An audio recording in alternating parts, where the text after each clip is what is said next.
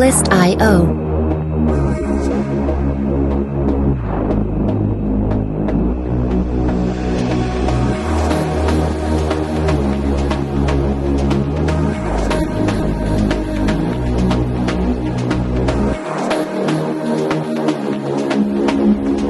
Music licensing reimagined.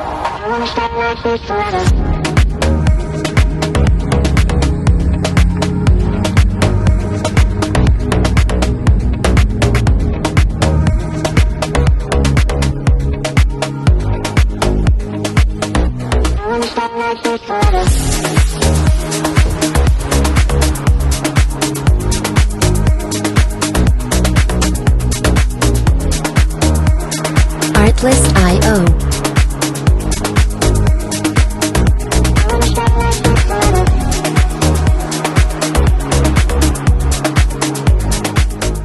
Welcome to the podcast. This is Txt HELP. I'm your boy Surfer Valentine. Today I got my boy here with me. You guys remember him from the range when we did that last shooting video. He's going to introduce himself and we're going to have some good conversations. I hope you guys stay tuned, like, subscribe, and share the channel. Alright? Tell us about you, my man. What's your name? Where you from? My name is Tracy Thompson. I'm actually originally from New York. Oh. Alright, so then joined the military when I got out of high school. I was in the Air Force, Security Forces, so MP for most people. I ended up going to Massachusetts. Was sent over there and then pretty much got immediately deployed. My first one was a cake deployment. It was UAE, so I went to United Arab Emirates. Okay. Sat over there. I was over there for about 6 months. After that, came home, I was home for a few months, and we ended up getting deployed again, went to Afghanistan, doing, working in Bagram. I worked detainees. So that was a trip, and I did that for about 8 months, came back, met my future wife. I ended up meeting her at a bar, and then we dated for a little bit, and then we got married, and then once I was getting out, I enlisted in to the service that I am now, and I moved all the way over here. I'm going to backtrack just a little bit. You said you're from New York. Where in New York? Upstate? Western. Western? So I'm south of Buffalo. Okay. South of Buffalo. Okay. Yeah, I'm from New York.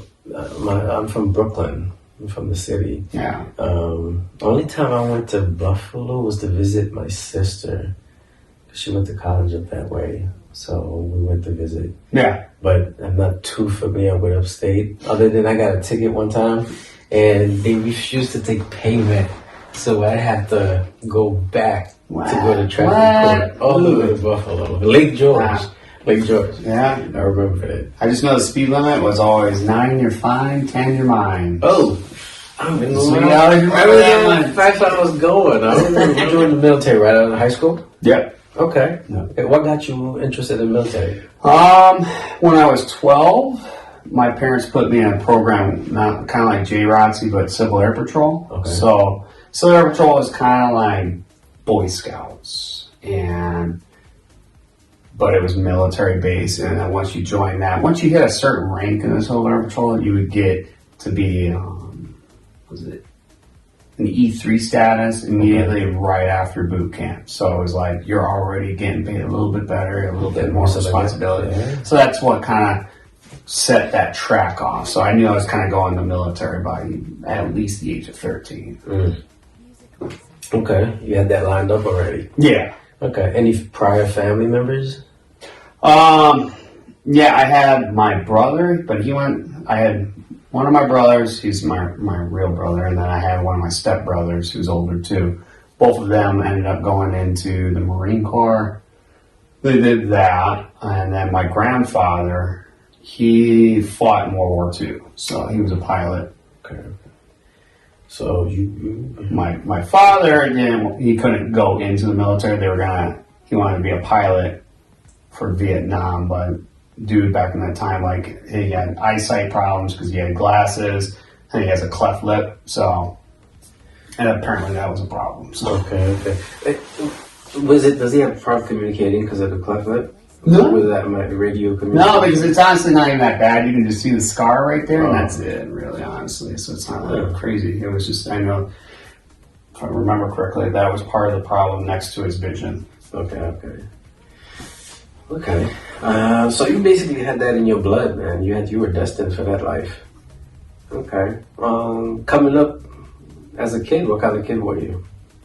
Troublemaker, obedient, school nerd. A little bit of everything, right? Okay.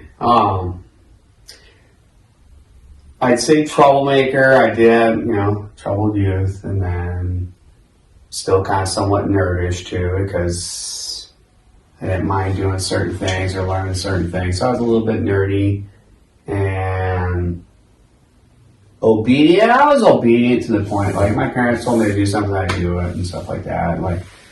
But people have different things they do to cater to their mental health, even their spirituality. Yeah. And for me, I enjoy working out. That's my therapy.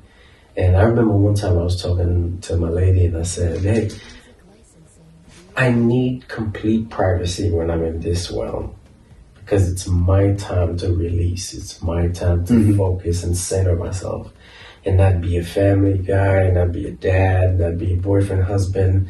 Yeah. It's just me, just for me to process. And at first she took it really personal, as if it was like a stab at her. But, and then she came around and said, okay, that's what you do for your mental health. Yeah. And what do you do? When you feel like the walls are closing in on you, what's your escape? What's your... My niche is my faith, honestly. It's my faith. I go read the Bible, I pray. That's what honestly dragged me out of the hole that I was in, was my faith. And I could see it, and I've helped people through their stuff, through Brandon's house.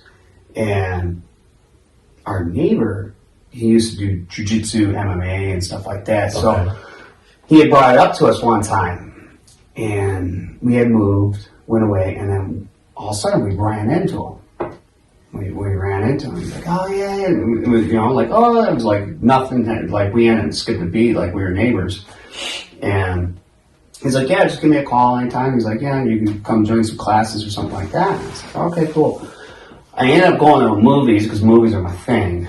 And the movie I went and saw was Warrior. Okay. I went and saw Warrior, and at the end of that, that put that spark in me. I'm like, dude, I want to learn that. Okay. I really want to learn that. So I started going home and I'm praying to God, I'm like, is this something that I should have? That's when I met the guy. That's when I met my neighbor. It was right after that. I saw him in the mall about a week later. He's like, yeah, you want to go to classes? Yeah, just give me a call and we'll hook up. And so I ended up going to jujitsu. It took a while to really get into it, but then that was my everything. That gave me my confidence and going hey, this is what I'm going to teach my kids. This is something for self-defense and just that building up of self-confidence. And that's what gave me my confidence being out in the field now and just kind of being able to go, okay, I can back up my guys. I'm not worried about, hey, if I got to arrest somebody, they're going to be, no, I'm not too worried about that anymore. So I learned a lot of skills out of that. That's kind of one of my things is I like doing that. That's been my go-to. And I play video games whenever I watch movies and stuff. But generally it's my faith, my family, my faith, and then my jujitsu. That's one of my things. Nice.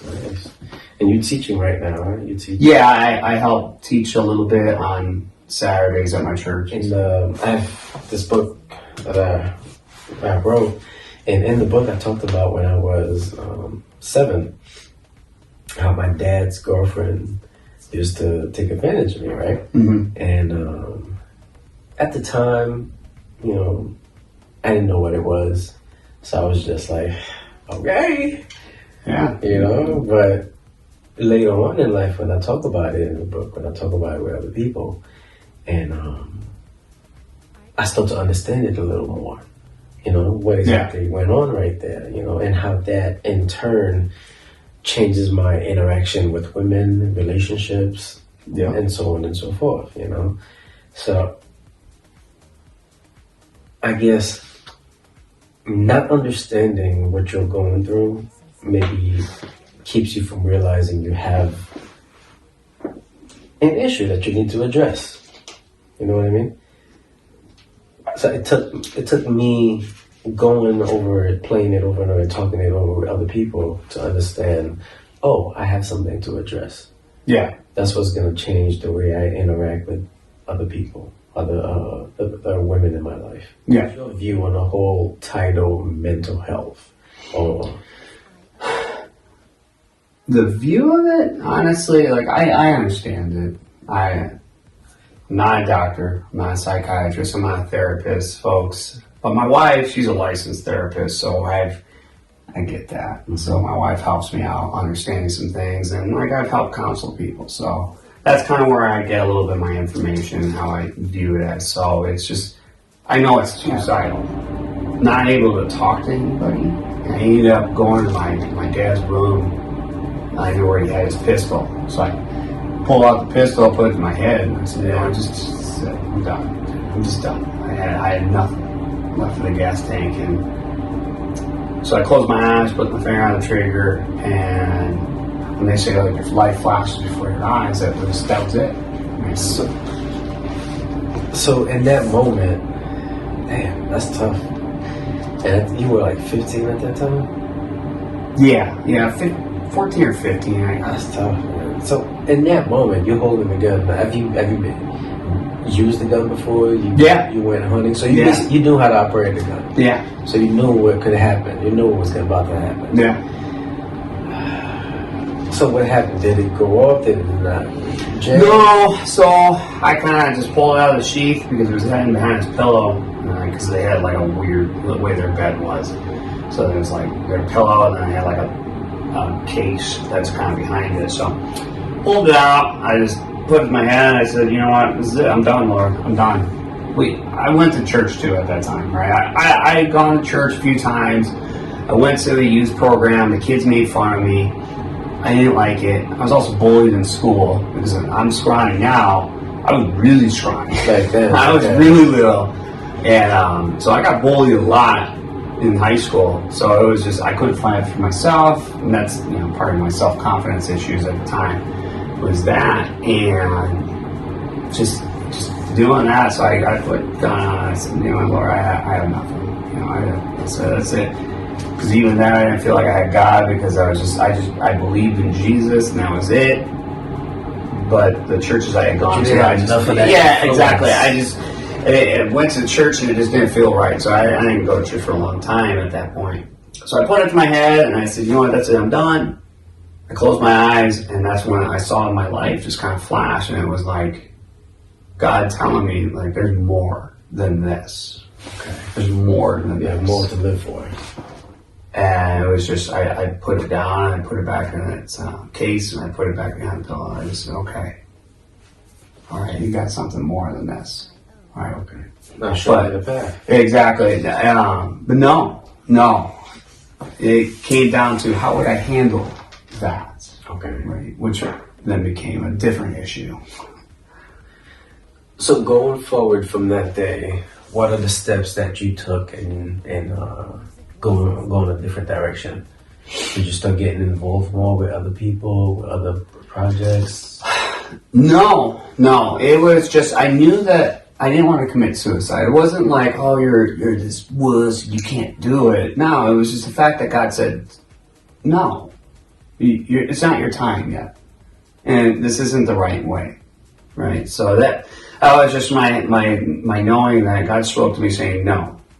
Okay, well, then what am I going to do, Lord? I'm so angry. I'm so frustrated with everything.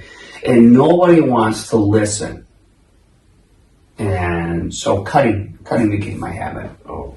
So I had a little pocket knife like this big. And my first time I ever cut, I ended up slicing it all down my hand. I was just slit it. And, I covered it up. And then my mom found it. My mom's a nurse too. My stepmom, she was a nurse. And so she found out and she's like, well, you can't be doing this. And I was like, well, and I kind of lied about it, saying, oh, it's my brother. It's my brother's fault. I can't. He just makes me so angry. And we have a better relationship now. But man, dude, it took a long time for us to actually have a really good relationship. We went at it a lot more than just siblings go at it. Okay. It was whatever you can find to bring you in a positive state of mind, a positive light. Yeah. You do it, whatever it may be, because at the end of the day, you got to find things that keep you, your state of mind, your view, your perspective on a positive state. Oh, yeah. On a futuristic state. Yeah. You know, so it's not so everything is fine or in this moment, everything is just terminal. Yeah.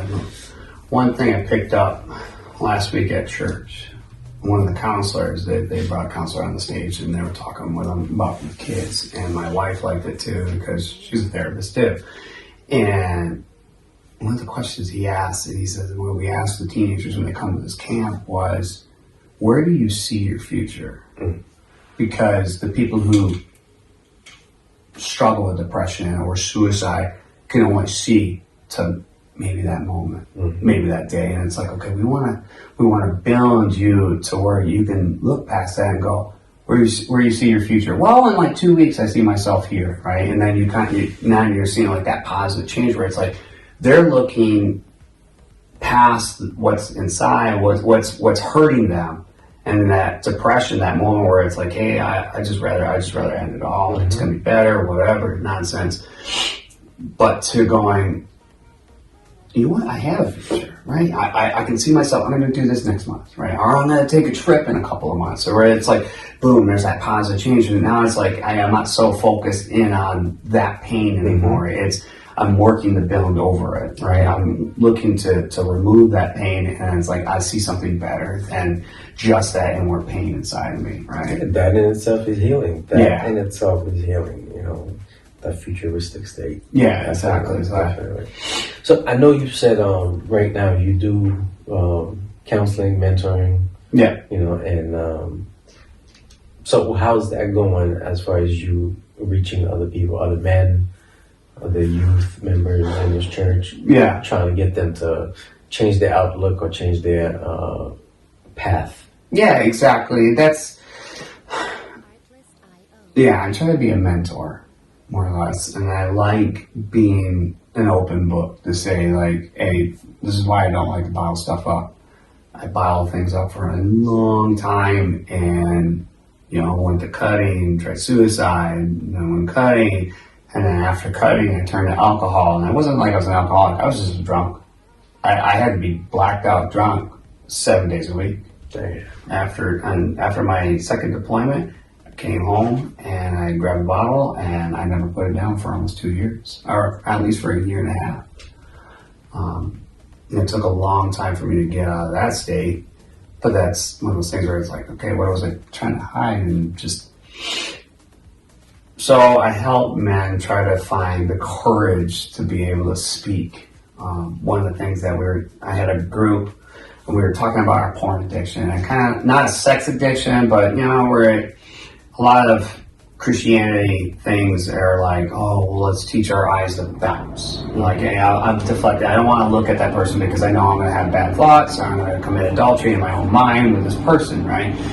I never liked that because I was like, really, you're not fixing the problem. You're easily distracting yourself and kind of getting away from it. You know, okay, I can change my mind or change my temptation. That's fine, cool. But you're not fixing it. It's still within you. Yeah, exactly. So you're still stuck with that.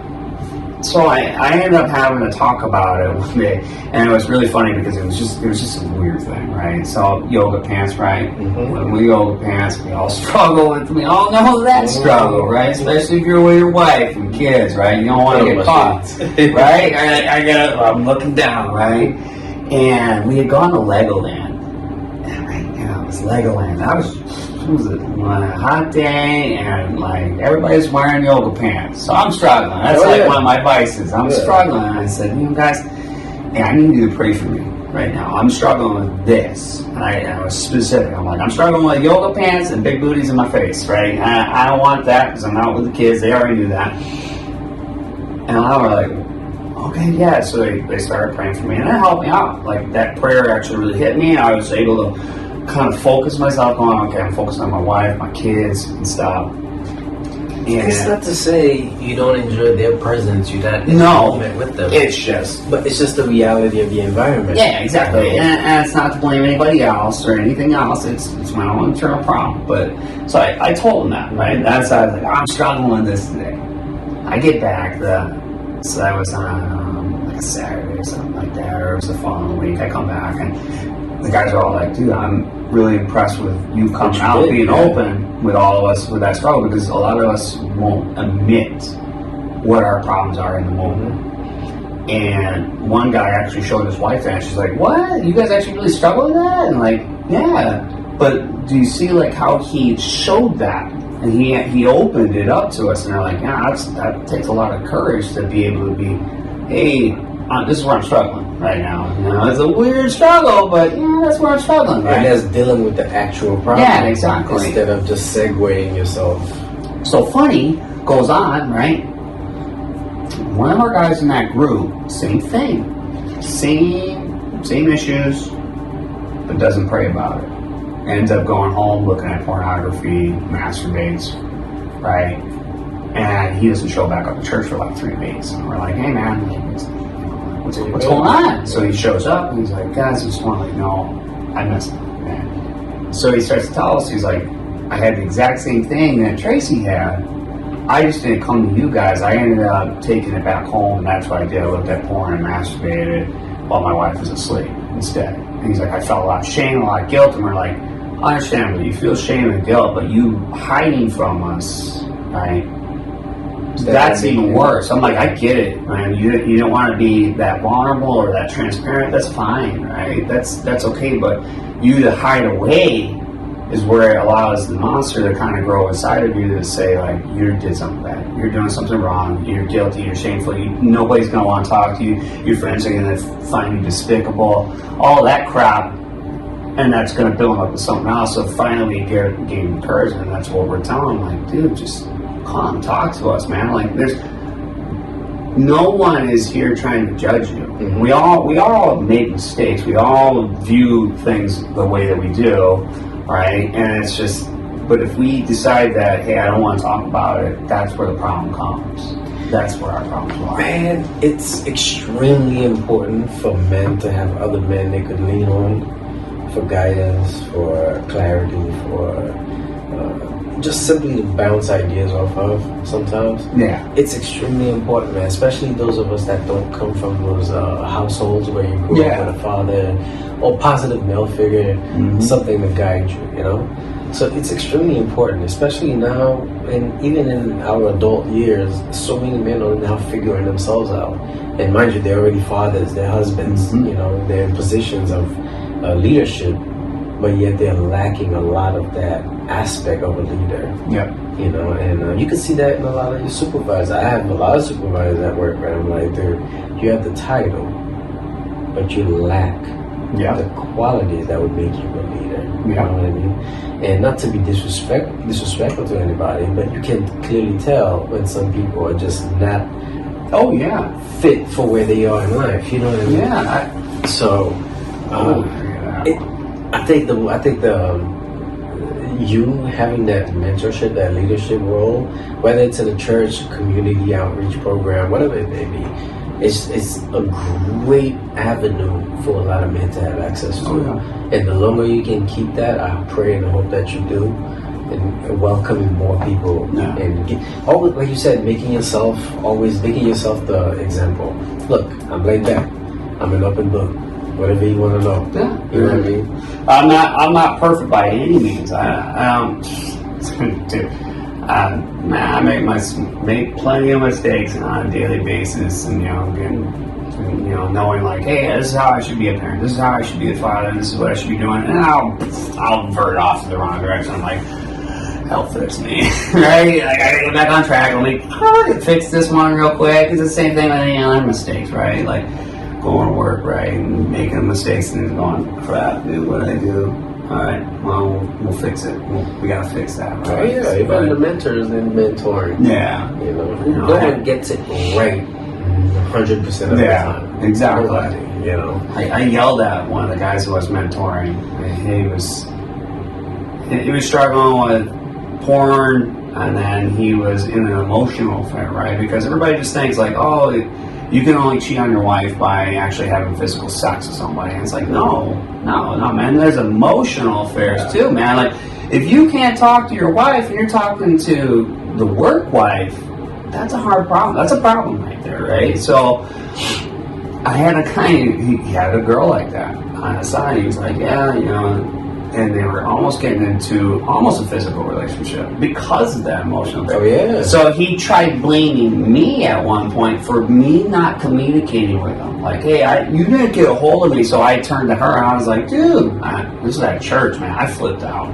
I was yelling at this dude in the middle of church. Not saying, and that's where I'm like, okay, I'm doing something wrong. I'm yelling at this guy, man, and he's trying to tell me, I get that he's blaming me.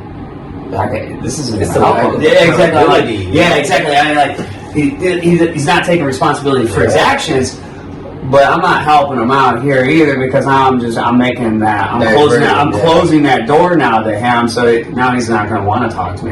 So I had to sit back down. I literally stood up on the chair and I started pointing my finger at him, I'm yelling at him, and I'm making a scene at church. I'm like, okay, I got to sit down. I'm like, all right, dude, you gotta take responsibility, right, for your own actions, man. You gotta sever this relationship. You need to be more open with your wife. Like, I get it, you guys are struggling. So then eventually we ended up fixing that path, right? And they're still together. They still recognize their hardships and stuff like that, but they're doing a heck of a lot better. But in that moment, right, even me being as a mentor, kind of knowing like, this is how I should be a mentor, and then I was drowning. I need to be vulnerable. I need to open up. Mm-hmm. That's honestly probably the best thing I could say is that it was that moment of when I could finally find somebody to talk to that said, they're listening to me. That's what gets me to change who I am, because as long as I can start talking about what's bothering me, the things that I'm struggling with, that I saw real change from is the guys who can come out and say, you know what, let me just talk about this. Would you come and talk? Would you come and listen to me, right?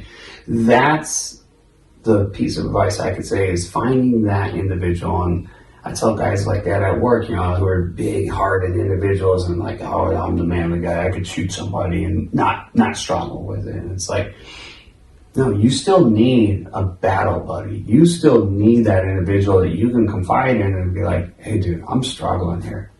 Because if you don't have that person, and it may not be your wife, or it may not be your husband, or whatever, it could be somebody else, and that's fine at the moment, because you're going to be able to get some advice maybe from that person. Maybe it'll give you something, a little bit of wisdom or knowledge that's going to help push you, to motivate you to do something else.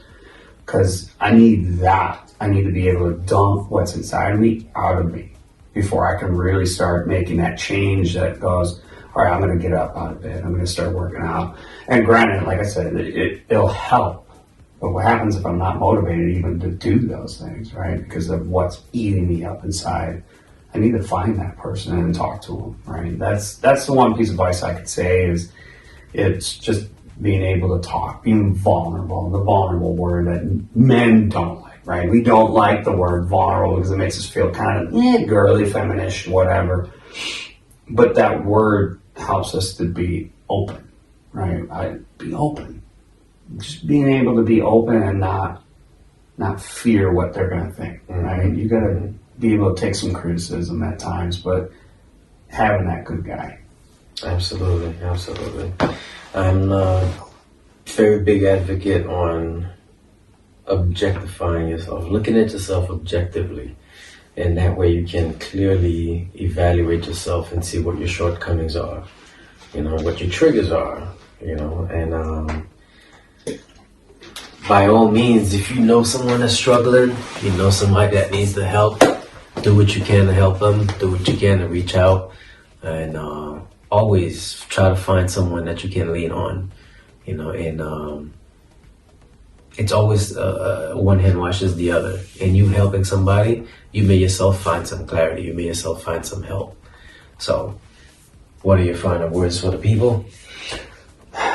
Exactly that. Is just find that individual. Find who you can confide in and just being able to do it. yes, it took me a while. I found my faith in Christ. Not everybody's going to have that, but you know what? It's just finding that individual who's going to be able to talk to, and you're going to be able to open up to. And I had really good materials too that kind of helped me discover that route too, right? Finding good books and stuff like that that'll help open up, recognizing what the problem might be. Hey, send me some titles, man. I'll drop them in the video at the bottom in the description, so people could look up the books. Yeah, I got 2 really good books. Yeah, I love finding information that I can relate to other people. You know, sometimes even though the internet is so accessible, if you don't know what you're looking for, it's hard to look for it. Yep. So again, pay attention to yourselves, pay attention to your brothers, your sisters. If there's anything you can do to help somebody, do it. Because in turn, that help may find its way back to you. What is your advice to anyone out there that is either drowning or starting to drown, finding it hard to see that light at the end of the tunnel? Yeah. I would say, honestly, there is no real one quick fix, but for me, it was my faith. It was something I found a hold of and then started building upon that. It was to find the root that was inside me that was causing the problem. Activity is good, right? You can do activity, but if I don't even want to be getting out of bed to even do it, what's going to help motivate me to get there? And it's just, honestly, it's finding the people, because if I started drowning, I need to be vulnerable. I need to open up. Mm-hmm. That's honestly probably the best thing I could say, is that it was that moment of when I could finally find somebody to talk to that said, they're listening to me. That's what gets me to change who I am, because as long as I can start talking about what's bothering me, the things that I'm struggling with, that I saw real change from, is the guys who can come out and say, you know what, let me just talk about this. Let me find, would you come and talk? Would you come and listen to me, right? That's the piece of advice I could say, is finding that individual. And I tell guys like that at work, you know, who are big-hearted individuals and like, oh, I'm the manly guy, I could shoot somebody and not struggle with it. And it's like, no, you still need a battle buddy. You still need that individual that you can confide in and be like, hey, dude, I'm struggling here. Because if you don't have that person, and it may not be your wife, or it may not be your husband, or whatever, it could be somebody else, and that's fine at the moment, because you're going to be able to get some advice maybe from that person. Maybe they'll give you something, a little bit of wisdom or knowledge that's going to help push you, to motivate you to do something else. Because I need that. I need to be able to dump what's inside of me out of me before I can really start making that change that goes, all right, I'm going to get up out of bed. I'm going to start working out. And granted, like I said, it'll help. But what happens if I'm not motivated even to do those things, right? Because of what's eating me up inside. I need to find that person and talk to them, right? That's the one piece of advice I could say, is it's just being able to talk, being vulnerable, the vulnerable word that men don't like, right? We don't like the word vulnerable because it makes us feel kind of girly, feminine-ish, whatever. But that word helps us to be open, right? Be open. Just being able to be open and not fear what they're going to think, right? You got to be able to take some criticism at times, but having that good guy. Absolutely. I'm a very big advocate on objectifying yourself, looking at yourself objectively, and that way you can clearly evaluate yourself and see what your shortcomings are, you know, what your triggers are, you know, and by all means, if you know someone that's struggling, you know somebody that needs the help, do what you can to help them, do what you can to reach out, and always try to find someone that you can lean on, you know, and it's always one hand washes the other. And you helping somebody, you may yourself find some clarity, you may yourself find some help. This is the Talks That Heal. Like, share, subscribe.